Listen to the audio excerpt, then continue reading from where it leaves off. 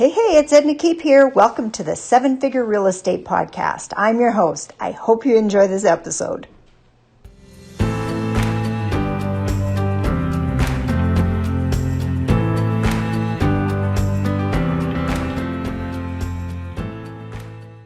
Hello, good day. This is Edna Keep with Seven Figure Real Estate. And today I have with me one of my mastermind members, Christine Fontaine. So Christine is has a very unique work that she does, and not typically something that I would share in the real estate world.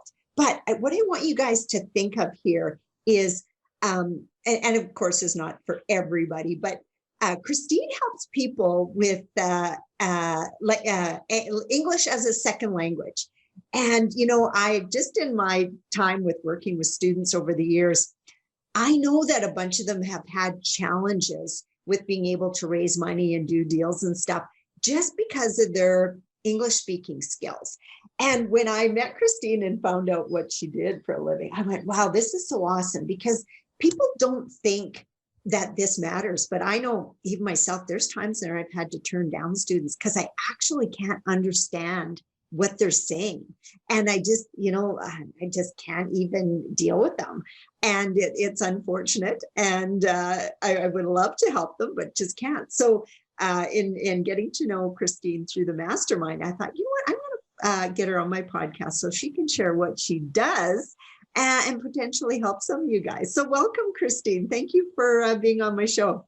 Oh, thank you so much, Edna, for inviting me and having a chance to speak to your audience and some of your students and see how I may be able to help them out. So I really appreciate it. It's an honor to be here. Absolutely. So tell me, first of all, Christine, how did you get into this? How did you get into offering,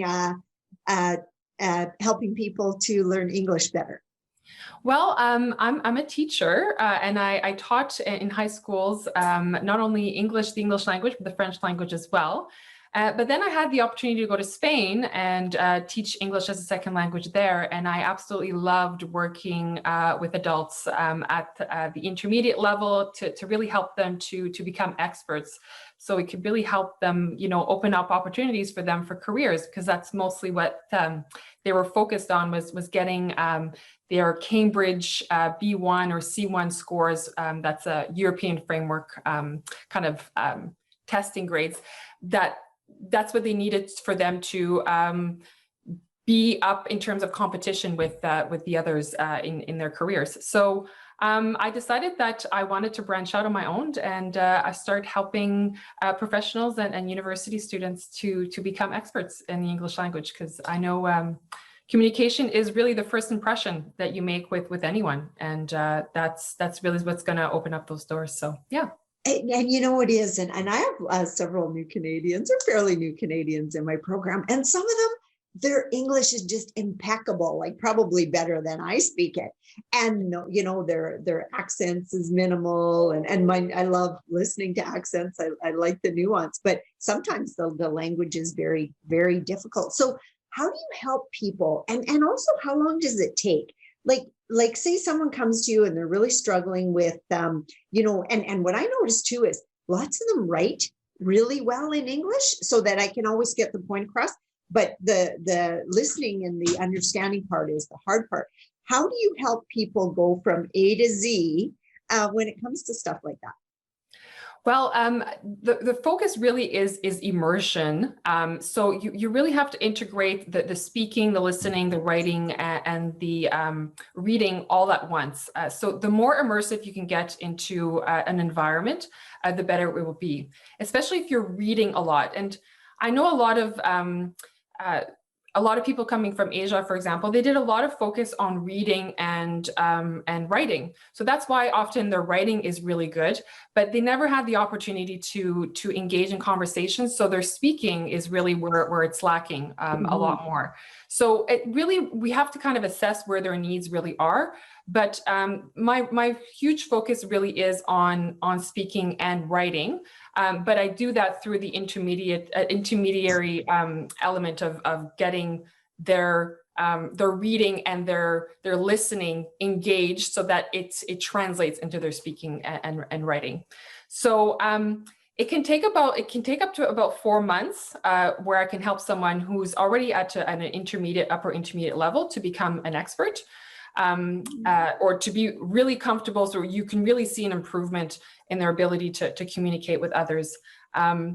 But again, it depends on where their need is. Is it more writing, or is it more speaking, in that sense? But speaking really is where I focus a little bit more, because that's really how you're going to engage with conversations with others, and how, especially with professionals, how you're going to actually build relationships with others is through speaking. So that really is where that focus is. Mm-hmm. Well, and that totally makes sense, because if you can't get your point across, because your accent's too strong or your English isn't just right, you like, for my audience especially, you won't be able to raise capital. It'll be harder for you to even negotiate deals, and you don't want to limit yourself to the same language speaking that other people are. That's kind of stuff that I kind of feel. I know, because I couldn't do anything in French, I couldn't do anything in Spanish, so it limits me. And I don't have a good ear for that kind of stuff. So I definitely see where people can get limited. Now, one of the things I think you mentioned on the mastermind is when you're doing reading with people, you actually read some really cool books like Think and Grow Rich and stuff like that. Tell us a little bit more about that. Yeah, I started a book club, actually, because the idea is you want to, again, engage in the English language as much as possible. And a lot of students, they have really good pronunciation, but often what's missing is actually the rhythm of the language. So by listening a lot to the way that the sounds, the way that you're going to go up and down in your nuances in the language, is going to make it easier for a native English speaker to understand you. So I decided to put the book club together so that it's a video, and you can actually read. I read an actual chapter, and you can follow along, but you can listen to the pronunciation and how I'm going, what my pronunciation is as a native English speaker. So you can follow along and even stop the video and see and practice it for yourself. But it's also the idea of really engaging in books that have interesting ideas. So I started with Sapiens. It's a brief history of human nature, and it really gets into the idea of where we came from. Okay. I have a huge passion for human behavior, hence why one of my next books will be Think and Grow Rich, to really engage in one of the big ideas that are actually going to help you move forward, not only in your business. So how can you learn English by really engaging in human psychology, human understanding how we work and how it can influence your ability to be better in business. So that is so wise. One I'd recommend, and I don't know if it's on your list, but countless students tell me over and over again that they got their first introduction to real estate through Rich Dad Poor Dad. And what I love about his books is he speaks to a fifth grader. So it's a really easy language to understand. And some people like to use these long words, but really in reality, most of us speak as a fifth grader sort of thing. And yeah. I think that's really important, but that's a really good book and would highly recommend it if you're going to go, and easy reading. Like he's very interesting and stuff like that. So I haven't had the chance to read it yet, but through your recommendation and seeing that it might be something popular, I'm adding it to my list now, and one of my next books for students. Absolutely. It's a great one. And one of my other really favorite books of Rich Dad Poor Dad is Why Do A Students Work for C Students and B Students Work for the Government? And my claim, the reason I like that book so much is I was a C student, but what I really recognize from that book is being a C student gives you advantages that in school they never treat it like it's any kind of a strength, right? Oh, if you're a C student, you're not that smart, you're not going to go that far, bullshit, pardon the expression, but you just have a different set of strengths than the people who are really good at studying. And so that one, I think, for anybody who's kind of wondering, what is the books to read, where can my strengths lie? It points out a lot of stuff in there that I thought was really, really interesting, Yeah, absolutely. I think some of the strength of the C students is that they are able to kind of find ways to accommodate for maybe some of the things that they might not have been, that is predominantly what we expect in a classroom. They're a lot more engaged in speaking with others and networking with others to get to through the work that they need to have done. So in a way, they're building a lot of relationships with others, and that's really a lot where their strengths come in. So no, absolutely. I think that often the entrepreneurial types are the ones who get the C's often in school and come out on top later on. Yeah. I just had someone walk up to the door, Christine, so it's kind of loud in my house. And then just my girl's going to close my door. There we go. It should quiet down. The dog was barking and everything. Yeah. And you know what?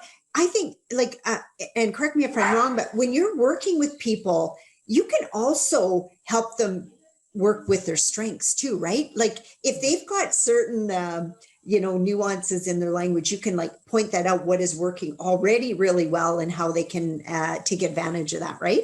Absolutely. And students can even do that for themselves. We have so much of the technology now to be able to, listen to, record yourself having conversations or record yourself reading and really take the time to see what is it that I'm doing really well and take the time to notice that, because often we think, oh, I'm not that good, or it's often a confidence issue, like, oh, I failed at this, or I could do better at this. But we need to really first recognize how we're doing really well and say, okay, these are where my strengths are. And while you're listening to that recording, say, okay, where can I now focus on improving, and not, taking 5 things at a time. Take one thing and really, really focus on it. One I would really suggest would be modal verbs. So the could, would, should, that's often a place where we want to focus more on that, because that's the way that we're a lot more polite in English, and that's more of a cultural thing. So often when we say I will, there's more of an aggressiveness behind it as a nuance, so you would then focus on those modal verbs when you're speaking with others. So it's just a smoother transition when you're communicating with others, and it helps to build trust a lot more. It does, yeah. Because if there's any trying to guess what the words are, then yeah, it's just not going to work, right? So is there any specific age group you work with, or any specific type of people, or what is kind of your target market of people that you work with? My target market has been mostly university students. So between the ages of 18 and 30, if you're taking an undergraduate degree or you've started your master's or a PhD, because my focus really is to help you write essays, or so that you're able to be proficient in English so that you can get your research published if you're in your master's or PhD degree, and also public speaking. Public speaking is huge, not for your ability, again, to transmit the message that you want to transmit to others. And it's important in your undergraduate degrees because it's part of your marks. When you're at the master's and PhD level, it's also very important for you to communicate that information to your professors, to your colleagues, and if you want to get also funding for your research.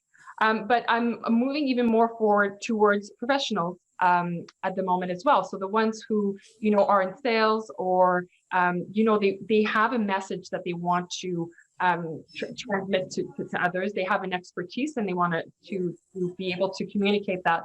Then again, my focus would be on conversations with others and public speaking with them. So. Mm-hmm. Yeah, that sounds so very interesting. I love it. And I just love what you're doing, because, it's lots of people just don't realize how important that is. And if they are at a reading and writing level that they can totally comprehend and stuff, it's just one more step. I've met people who have went to Toastmasters and learned how to speak, but yet they're still hard to understand because of the language. So I would think, and again, just guessing, but would it not be wiser to do something like what you're doing first before they attempt like a Toastmasters thing? Yeah, I would agree. I think the combination of how I teach it is really project-based. So in a sense, yes, it is better to really kind of focus on your pronunciation and getting to the rhythm of the language. So I really focus on that with students. So it's easier for you to be understood, because we're very forgiving with some small mistakes, here and there, but also increasing your vocabulary so that you're using more formal vocabulary when you are presenting in front of others. Mm-hmm. But of course, we want to integrate that, because the approach that I take is a project-based learning approach, so that you're really taking something that you're intrinsically interested in. So it might be whatever expertise that you're in, and you're going to, get into the research of things. So I show you what the reading strategies are to really extract the information that you want to present, be able to write what the problem is and write what the solution is, and then be able to present it to an audience. So it does make a huge difference. The one thing I think with communication is that as native English speakers, we're very polite as Canadians, and often we won't be upfront in telling you that your communication is the problem or the issue. We might just pass you by instead. So often it's really important in terms of self-awareness to know for yourself, where is it that I do need help, and to admit that you might need that help to move yourself forward yourself. So, yeah. Can you give us some examples, Christine, of people that you've worked with and how you've been able to help them over that time period? I have a student that I'm working with right now. He's actually from Colombia, and he got to Winnipeg thinking, I know a lot, or I was really proficient in English, and he got here, and there's a lot of nuances, like things that he didn't understand culturally. So things weren't really working out with him in his workplace. So I've been working with him for a couple months now, and just to get into, because understanding the idioms and incorporating that in your language, or understanding what, even discussing with him, understanding where he's at, or what conversations he's had with his work colleagues, and for him to understand what it actually means. Now he has a greater understanding of what it's like to work in a Canadian environment. And I've helped him to become a more proficient English or public speaker, so that in his workplace now, he's able to conduct conferences, and things have really looked up for him. And he's actually up for a promotion very soon. So, awesome. And how long did that take of him working with you? It's been just a couple months, actually. So, wow, yeah. That's so awesome. So in that couple months, how many hours would he be practicing to get to this level? It is a lot of hard work. I will, we can't put that aside. There is a lot of commitment that goes into it. So at least a couple hours a day for sure. Okay. For sure. Yeah. Yeah. And is there ever a chance that, for people out there that are working for companies, do their companies pay for that sometimes, or is that all personal?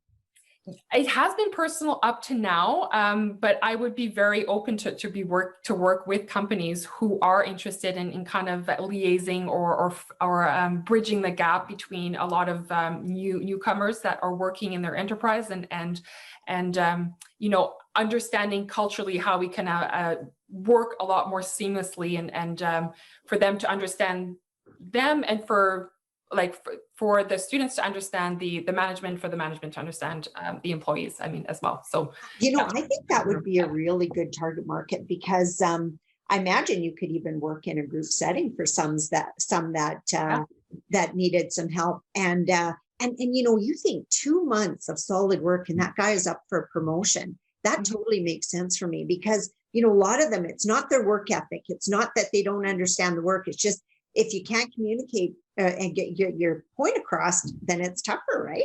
Absolutely. And that's the thing I noticed with newcomers. They are absolutely motivated. They have the enthusiasm. They want to get things going. They made it here and now, which was their dream. And they're so gung-ho, and they really want to put everything forward to make it even more cohesive, so that they, that they feel like they really belong as Canadians here. And a lot of native English speakers too, they're very welcoming, but sometimes it's just that small little bridge that just needs to kind of you got to put it over that little river and make it happen. So absolutely, yeah, and like I've met so many, and they've got ambition, Like sometimes, I feel Yeah. sorry for the rest of the Canadians, the old Canadians like us, right? Like they got ambition. They're going to make things happen no matter what. And this is just Yeah. like one more arrow in their quiver, right? That's So, great. Christine, Exactly. how do people find you to follow your program or hear more about you, hear more about what your offer is? The best way would be to contact me by email. So at info@christinefontaine.com. I'm Facebook page as well at Christine Fontaine Teaches. And even getting on my Facebook group, which is Speak, Write, Read and Listen to English Like a Pro. It's probably one of the best ones, as well as you can follow me on Instagram at Christine Fontaine Teaches as well. And my website should be up very shortly, and you'll be able to connect with me there as well.